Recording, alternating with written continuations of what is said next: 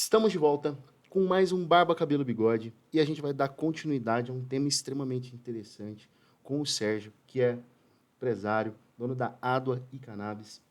E agora, mais do que o cenário em relação à jurisdição, alguns questões de dificuldades mesmo de crescimento, desenvolvimento, enquanto empresário, a gente vai falar sobre os benefícios, sobre os tipos de produto que existem no mercado a partir desse substrato, tá? E aí, para começar, meu amigo Sérgio, eu vou colocar um vídeo aqui do nosso público, tá?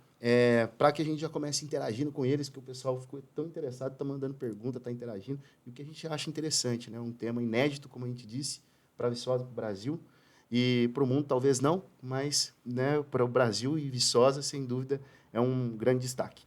Tá bom? Vamos lá? Pode ser? Pode ser. Vamos Bora, lá. amigão. Meu nome é Daniele, eu sou sócia proprietária da empresa Liberty aqui em Viçosa e eu gostaria de te fazer uma pergunta. A sua empresa, ela faz pesquisa para toda a cadeia da cannabis, certo? Você poderia me explicar um pouco melhor sobre isso? Bem, pensando então na cadeia produtiva da cannabis, né, a primeira etapa é a gente produzir a matéria-prima, ou seja, a planta, né? Então, para essa etapa de produzir, de cultivar a planta, já existem inúmeras atividades que vão envolver outros setores da economia.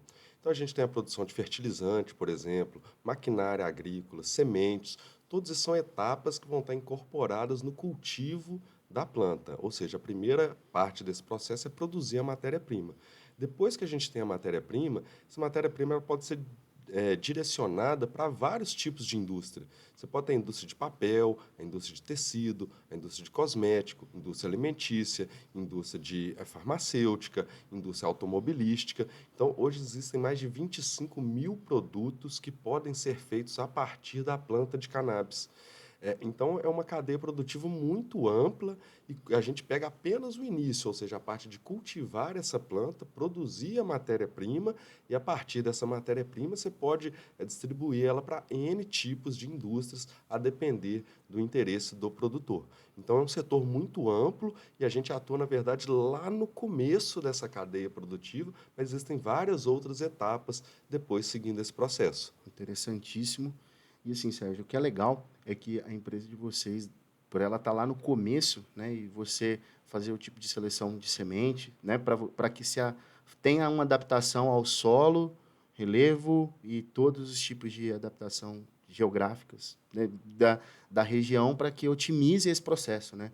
Então, acaba que a empresa de vocês vai conseguir dialogar com todos esses, acredito. Isso, a gente fala assim que um produto que ele tem origem com matéria-prima agropecuária, a qualidade desse produto ela é feita no campo. Porque depois que o produto sai do campo, se você precisa melhorar a qualidade daquele produto, você vai gastar muito ao longo do processo produtivo. Se a gente comparar, por exemplo, carne para fazer churrasco, mas você tem o melhor frigorífico fazendo o corte, você tem o melhor churrasqueiro depois para assar a sua carne. Mas se a carne já não sai lá do campo com uma boa qualidade, já não é uma carne boa, não há o que você faça depois para ter um bom churrasco. Sazon, né? Exatamente, Tem não há sazon tempero bom que resolva, né? resolva o negócio. Então é a mesma coisa com qualquer outro produto agropecuário. A qualidade do produto final vai depender da qualidade da matéria-prima que sai do campo. Então, por isso a importância da gente ter uma tecnologia adequada para gerar uma matéria-prima de qualidade, para que as indústrias que vêm depois nessa cadeia produtiva possam ter uma matéria-prima de qualidade e gerar produto com maior qualidade para o consumidor final. Certo. Esse cara é tão visionário que tem que fazer o estudo de caso dele, tá, gente? Fica a dica aí para a galera da UFV.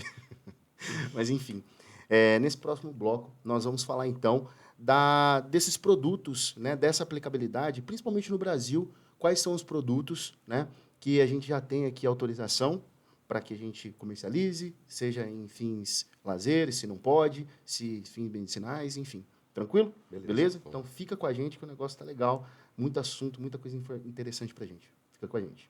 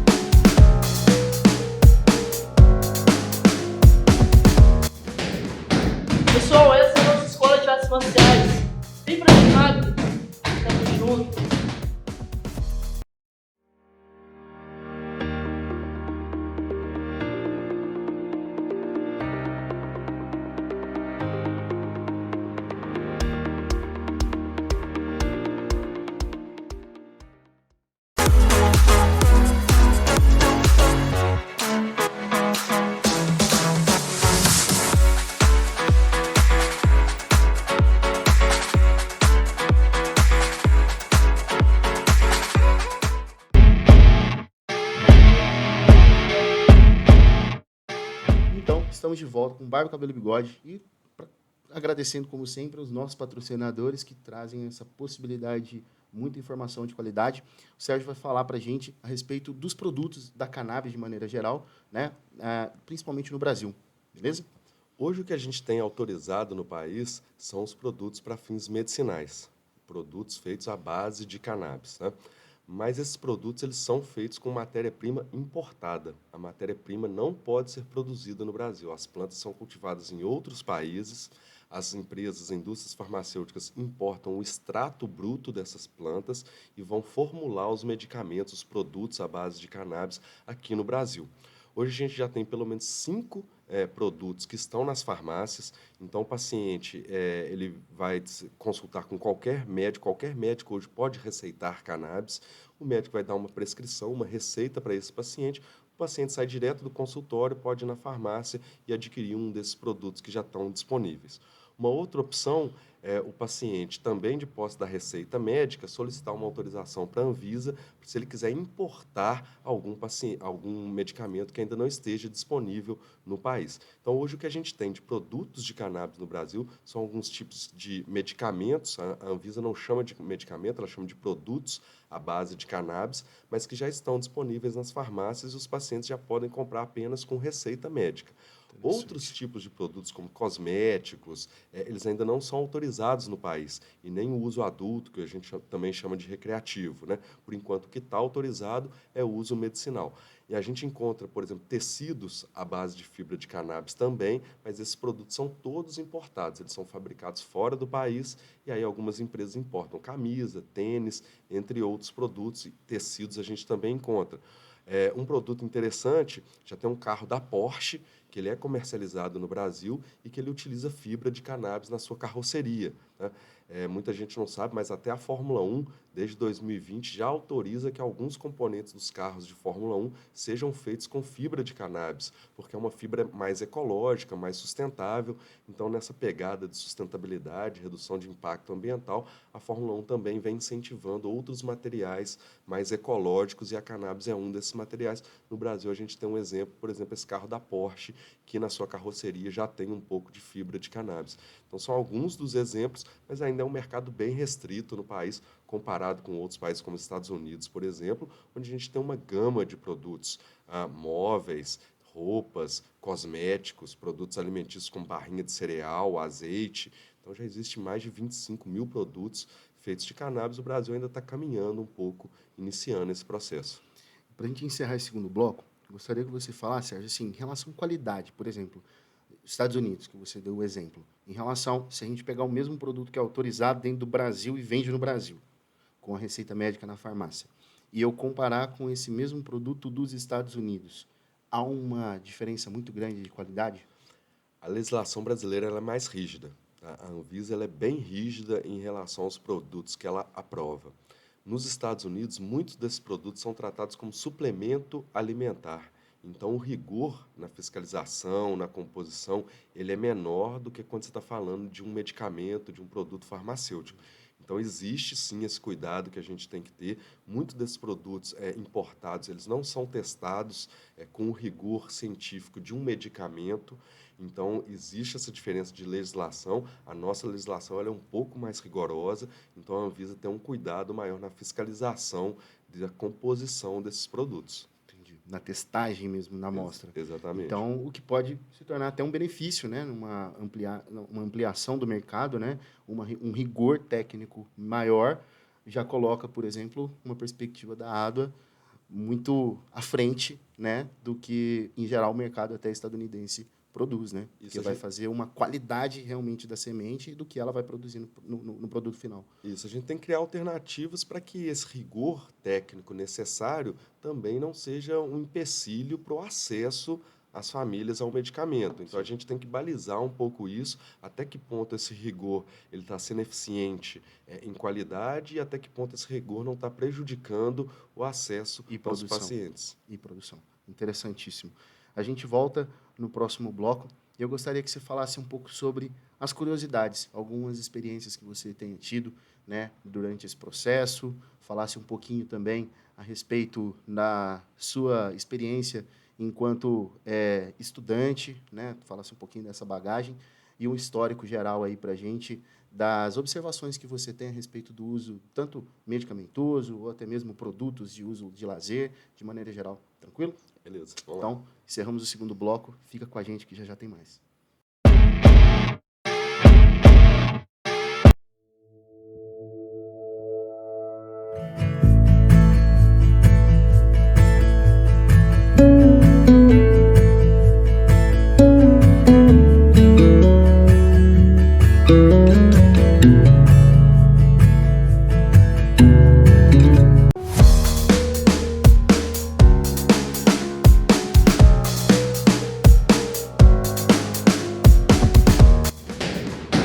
Pessoal, essa é a nossa escola de artes marciais.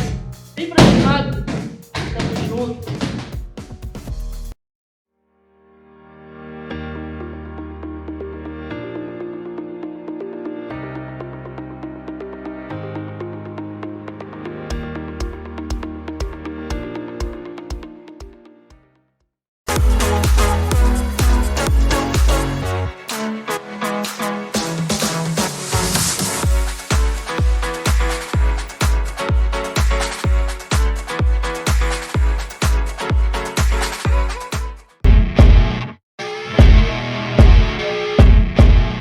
Estamos de volta com o Barba, Cabelo e Bigode.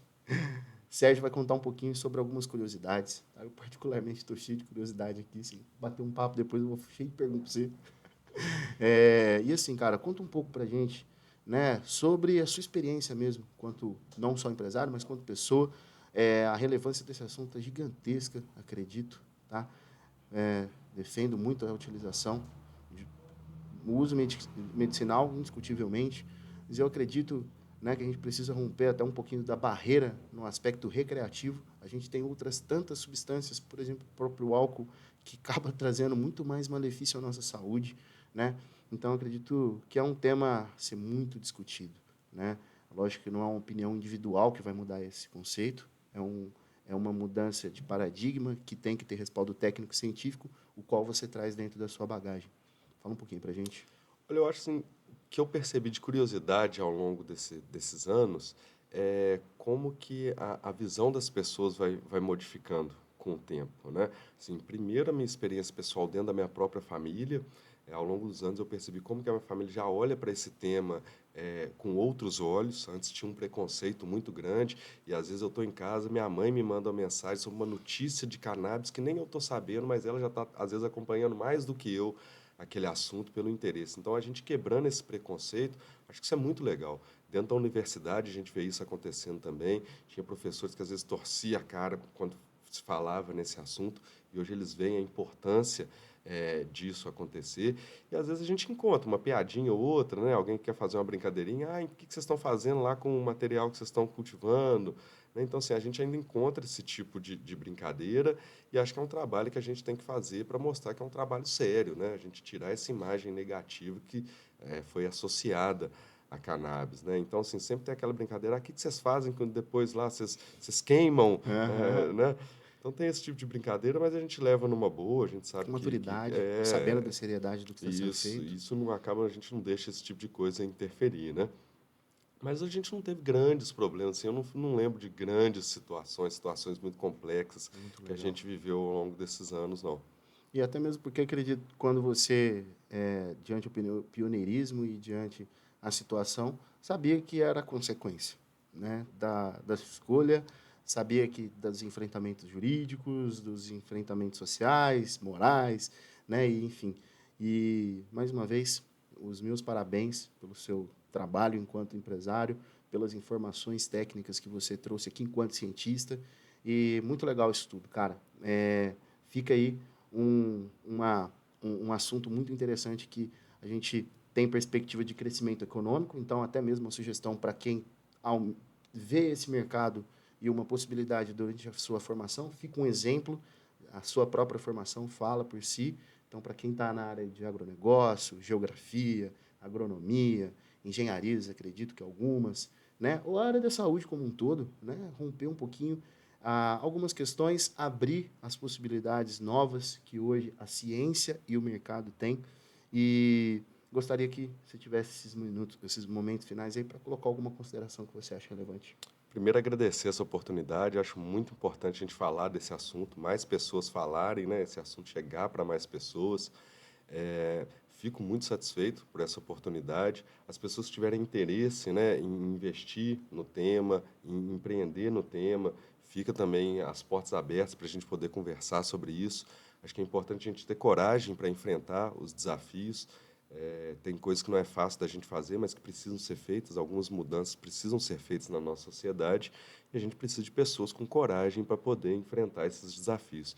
Então, fica aí um conselho, sei lá, uma dica, né, para que as pessoas acreditem nos seus sonhos, né? A gente precisa acreditar nos sonhos e correr atrás deles se a gente quiser um mundo melhor. Isso, parabéns, e fica essa reflexão para a gente fechar esse programa. E esse ano também, né, a gente ainda tem outro programa a ser vinculado, mas essa reflexão para a gente ter essa confiança, essa coragem de encarar os nossos sonhos. E mais uma vez, meu amigo, parabéns. Muito obrigado. Valeu. Vem com a gente.